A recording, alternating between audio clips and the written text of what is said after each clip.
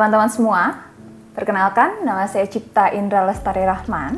Kita bertemu di sesi pemahaman berkaitan dengan mata kuliah Pancasila. Nah, mungkin teman-teman semua tahu kenapa Pancasila itu sebagai ideologi bangsa Indonesia. Tetapi, bagaimana dengan landasan perkembangan nilai terkait dengan ilmu pengetahuan? Apakah ada keterkaitan dengan Pancasila? Kali ini kita akan bahas di dalam materi mengapa Pancasila sebagai dasar nilai pengembangan ilmu. Rekan-rekan semua, kalau kita memperhatikan perkembangan ilmu, sudah mulai berkembang dari adanya manusia hingga dengan masa sekarang. Zaman pra-Yunani kuno, mungkin teman-teman juga mendengar ada yang berkaitan dengan perkembangan peralatan yang menggunakan batu.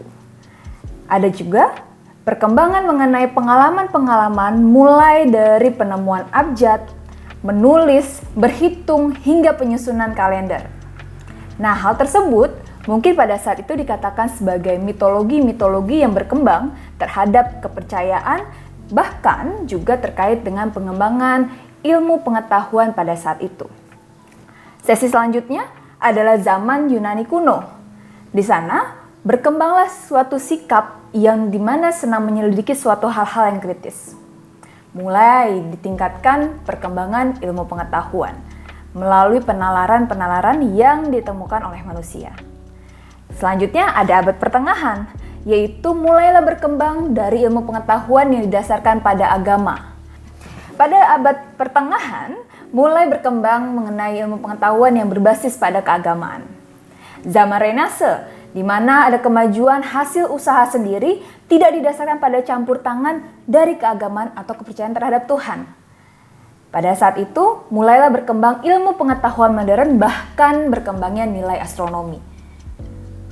Ilmu astronomi yang pada saat itu berkembang menimbulkan pula menjadi awal mula berkaitan dengan munculnya teori-teori terhadap ilmu pengetahuan alamiah. Salah satunya adalah teori gravitasi.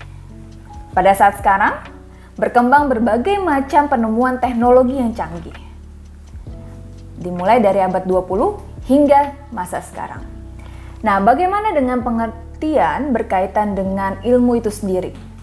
Menurut Liang Qi, ilmu merupakan rangkaian aktivitas penelaahan yang mencari penjelasan suatu metode untuk memperoleh pemahaman secara rasional, empiris, dan juga mengenai bagaimana suatu dunia ini dan berbagai segi macam di dalamnya. Dan keseluruhan pengetahuan sistematis yang menjelaskan berbagai gejala yang ingin dimengerti manusia. Setidaknya, dari pengertian ini kita bisa identifikasi bahwa suatu ilmu terdapat ada 3 unsur.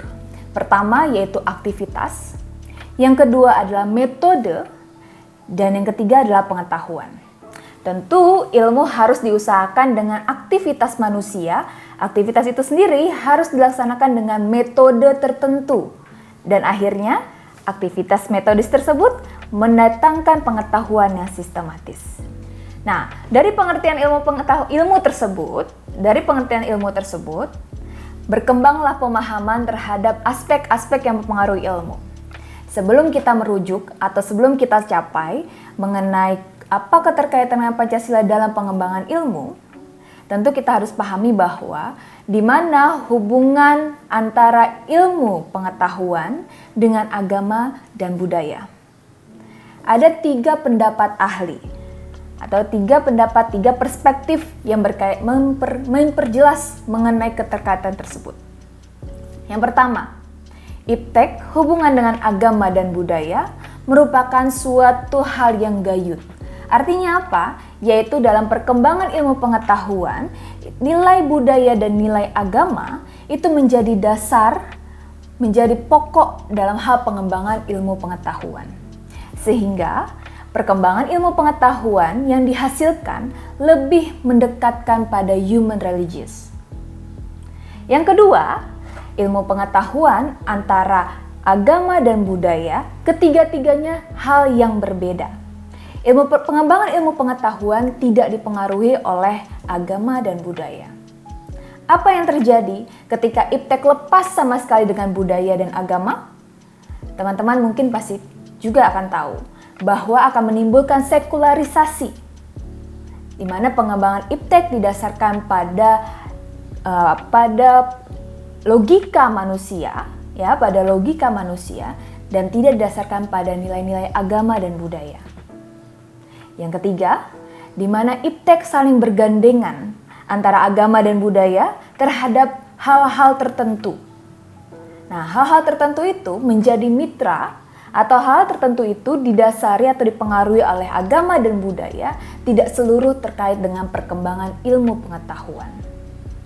Mungkin contohnya adalah beberapa ilmu pengetahuan yang didasari dengan konsep agama atau budaya tertentu. Bisnis misalnya, ekonomi Islam. Nah, namun di dalam perkembangan ilmu pengetahuan tersebut ada nilai-nilai yang mendasari betulnya. Sehingga dari ketiga konsep hubungan antara ilmu pengetahuan, agama dan budaya akan lebih tepat, akan lebih sempurna ketika perkembangan ilmu pengetahuan tersebut itu berdasarkan pada nilai-nilai agama dan nilai-nilai budaya. Sehingga iptek tersebut menjadi dekat pada manusia itu sendiri.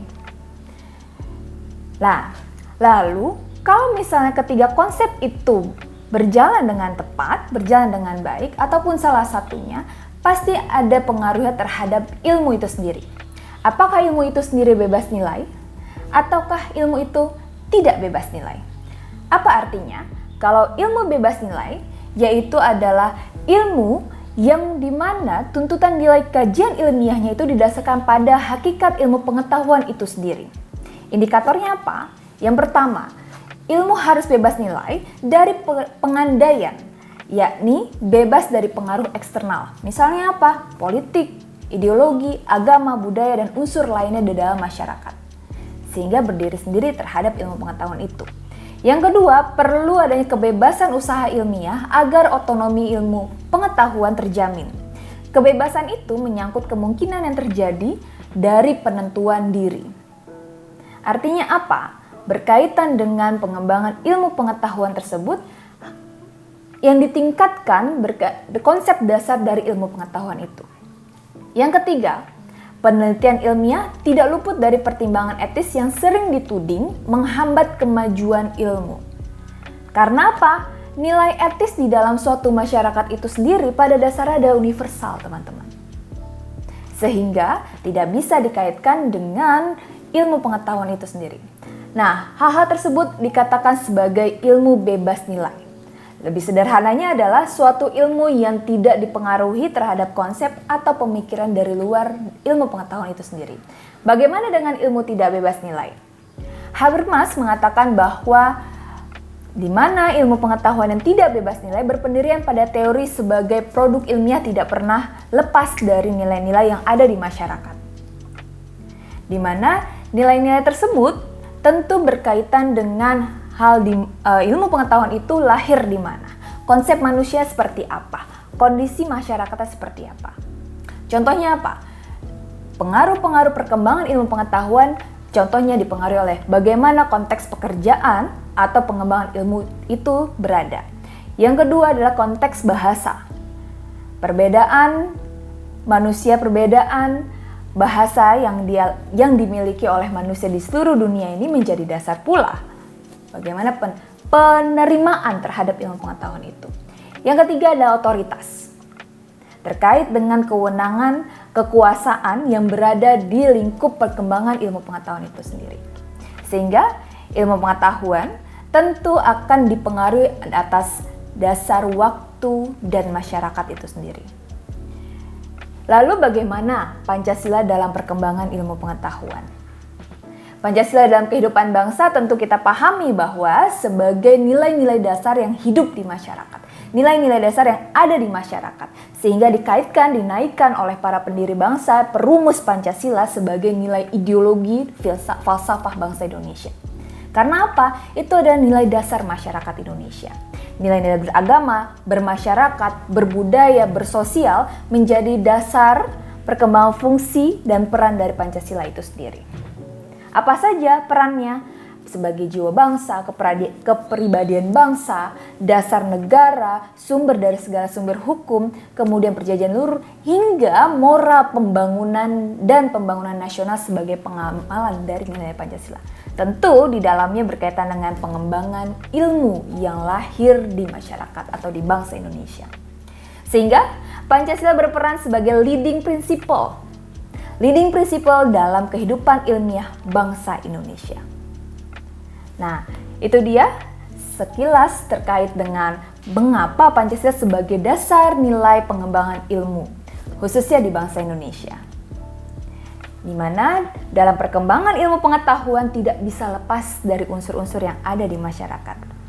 Demikian, sampai jumpa pada pertemuan selanjutnya.